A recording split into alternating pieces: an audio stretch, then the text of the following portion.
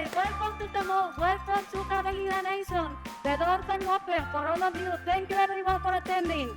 And what they can expect today is real exposure to engineering through hands-on activities, real experiences where they can play, they can destroy some things. As you know, that's something that we like to do as engineers. We can disassemble, we can assemble things back, and the students can have a real experience into engineering. This has been by far the largest outreach event that the College of Engineering can put together. Last year we were receiving close to 750 kids, and this time we step up and we're receiving more than 1,000.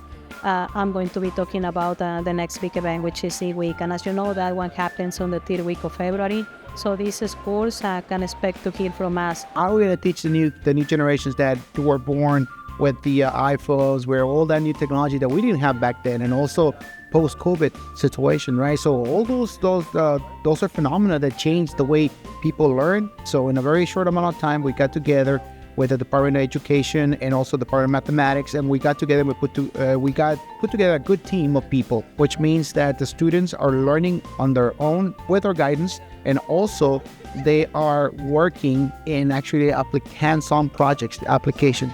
So we put everything together, and we challenge the students to be able to develop what we call different puzzles for the escape rooms based on engineering principles.